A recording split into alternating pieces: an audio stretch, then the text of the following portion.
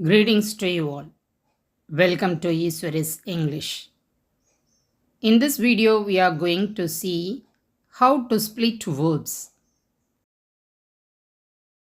See, splitting the verb. How do we split the verb? Split என்னது? உடைக்கிறது, பிரிக்கிறது. சரியா? அப்போ அதை ஸ்ப்ளிட் பண்ணணும். ஏன் ஸ்ப்ளிட் பண்ணணும்? ஏற்கனவே நான் சொல்லிட்டேன் அன்னைக்கு. Framing question needs splitting. When we split the verb, we have to use one verb in front of the subject, then another one after the subject. For example, I like mango அப்படின்னு இருக்குன்னு வச்சுக்கோங்க. இப்போ இது normal sentence. We are going to frame question for this sentence. இதை சென்டென்ஸ்னு சொல்கிறத விட நம்ம இதை ஆன்சர்னு கூட சொல்லலாம். அப்போது இந்த ஆன்சருக்கு நம்ம இப்போ கொஸ்டின் ஃப்ரேம் பண்ணுறோம். எப்படி பண்ணணும்? வேர்பை முதல்ல பார்க்கணும். வேர்ப் என்னது? லைக். இந்த லைக் என்ன டென்ஸில் இருக்குது? ப்ரெசன்ட் டென்ஸில் இருக்குது. அப்போ ப்ரெசன்ட் டென்ஸ் இருந்தால் வேர்ப் என்ன இதாக பிரிக்கணும் அப்படின்னா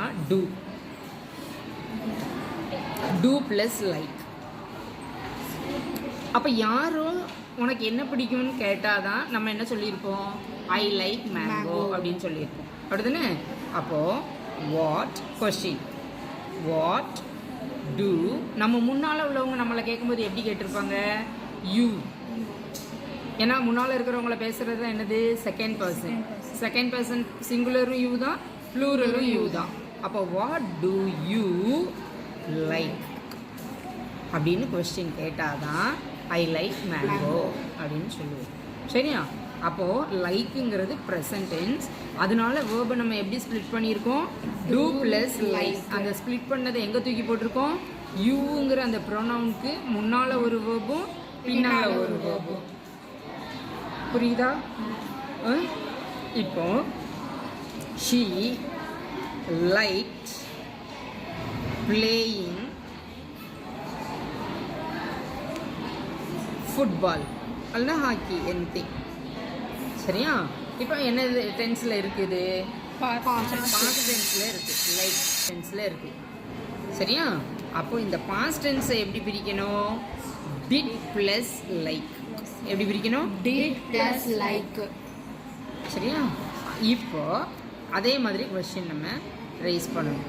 வாட் டிட், இங்கே சப்ஜெக்ட் என்னது? ஷீ. Third person. அப்போ தேர்ட் பர்சனாகவே தான் இருக்கும். சரியா? She like to like. திரும்ப லைக்குடு வரக்கூடாது. ஏன்னா அந்த ஈடிக்கு பதிலாக தான் என்ன பண்ணிட்டோம்? டிட்னு போட்டுட்டோம். So did she like playing football வந்து ஆன்சர். ஓகேவா? அப்போது அவளுக்கு என்ன பிடிச்சிருந்தது? இப்போ மேபி அது பிடிக்காம கூட இருக்கலாம். So what did she like. சரியா? பாஸ்ட் டென்ஸ்னா அப்போ எப்படி பிரிக்கணும்? டிட் ப்ளஸ் பிரிக்கணும்.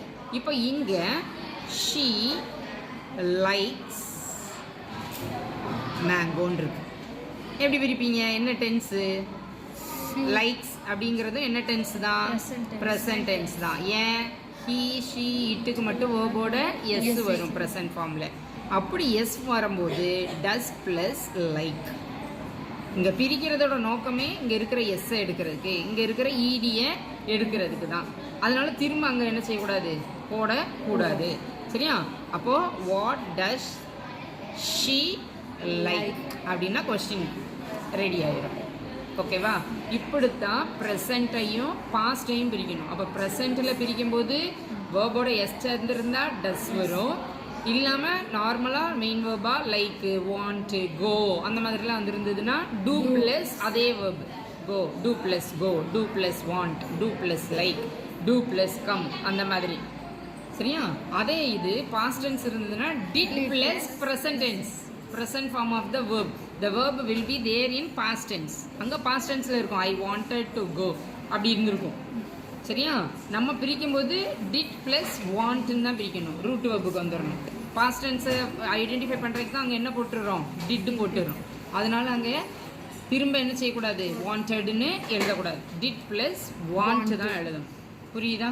அப்போ ப்ரெசன்ட் டென்ஸ்னா டூ அல்லனா டஸ் போடணும். அதே பாஸ்ட் டென்ஸ்னா டிட் போடணும். அப்போ மற்றதுக்கெல்லாம் என்ன போடணும் அப்படின்னு பார்த்தா according to the verb forms. ஃபியூச்சர்னா என்ன இருக்கும்? வில் கோ இருக்கும். அப்போ நம்ம when will you go ஈஸியாக என்ன செஞ்சுருவோம்? இதை இங்கே நகட்டிட்டு இதை இங்கே நகட்டிட்டு நடுவில் கொண்டு போய் என்ன போட்டுருவோம்? சப்ஜெக்டை வச்சுருவோம். சரியா? ஏன்னா அங்கே 2 வேர்பு இருக்குது அங்கே. அடுத்தது ப்ரெசன்ட் கண்டினியூஸ்னு வச்சுக்கிடுவோம். I am going to market. அப்போது கொஸ்டின் வந்து இப்போ எப்படி கேட்கணும்? வேர். கோனாலே வென். எப்போ போகிற, எங்கே போகிறேன்னு தான் கேட்க முடியும். என்ன போகிற அப்படின்னு கேட்க மாட்டோம். ஸோ வென் இல்லைன்னா வேர் தான் வரணும்.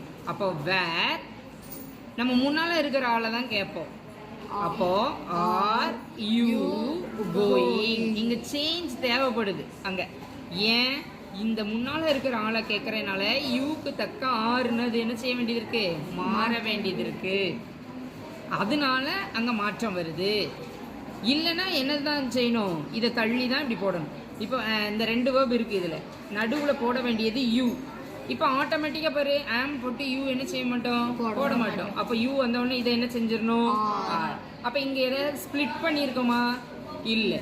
ஆல்ரெடி அங்கேயே எத்தனை வேர்ப் இருக்குது? 2 வேர்ப் இருக்குது. நகட்டிட்டு என்ன செஞ்சுருக்கோம்? சப்ஜெக்டை போட்டிருக்கோம். போட்ட சப்ஜெக்ட்டுக்கு ஏற்ற மாதிரி இந்த வேர்டை வந்து மாடிஃபை பண்ணியிருக்கோம். அவ்வளோதான் செஞ்சுருக்கோம். சரியா? அடுத்தது was carrying. I was carrying the notebooks அப்படின்னு இருக்கு.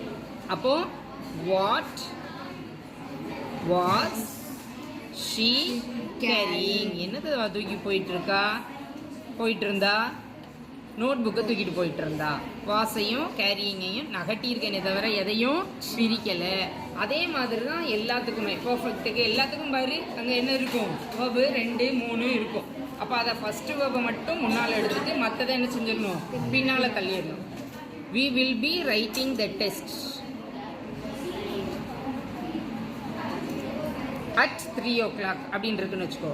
அப்போது when will you be writing? First வேர்பை மட்டும் முன்னால் எடுத்துக்கிட்டேன். சப்ஜெக்டை கொண்டு வந்து போட்டுட்டேன். மற்ற வேர்பை என்ன செஞ்சுட்டேன்? பின்னால் தள்ளிட்டேன். புரியுதா? இதான் என்னது? Next present perfect tense. I have checked my suitcase. I have checked my suitcase. Have checked present perfect verb. Question எப்படி ரைஸ் பண்ணுவோம்? What have you checked? அல்லனா who have checked your suitcase? So அந்த have checked பிரிச்சிருக்கும். Past perfect tense. I had decided to attend the function. Had decided. Past perfect verb. What had you decided? Then another one question. Who had decided to attend the function? 2 மாதிரி நம்ம question கேட்கலாம்ல. 2லையுமே ஹேடையும் அட்டெண்டடையும் தள்ளி இருக்கோம். அவ்வளோதான். Future perfect tense. RM Constructions will have completed the projects. ஏதோ டைமுக்குள்ளே அவங்க முடிச்சிருவாங்க. What will RM Constructions have completed? will ஒரு பக்கம் வச்சுட்டு have completed இன்னொரு பக்கம் போயிட்டு. Who will have completed the projects? Who போடும்போது persons மட்டும்தான் போடணும். அதனால அங்கே வேர்பை வந்து நம்ம நகட்ட மாட்டோம். Framing question. ஃப்ரேமிங் கொஸ்டினுக்கு ஸ்ப்ளிட்டிங் தேவைப்படுது. வேர்பை வந்து ஸ்ப்ளிட் பண்ண தேவைப்படுது. இப்போ நமக்கு கொஸ்டின் டேக்லேயும் அதே மாதிரி தான் தேவைப்பட்டுச்சு. ஸோ அதை மட்டும் இப்போ நம்ம பார்த்துருக்கோம். ஓகேவா? வீடியோ பிடிச்சிருந்தால் லைக் பண்ணுங்கள், ஷேர் பண்ணுங்கள், கமெண்ட் பண்ணுங்கள். மறக்காமல் நம்ம சேனலை சப்ஸ்கிரைப் பண்ணுங்கள். தேங்க்யூ ஃபார் வாட்சிங்.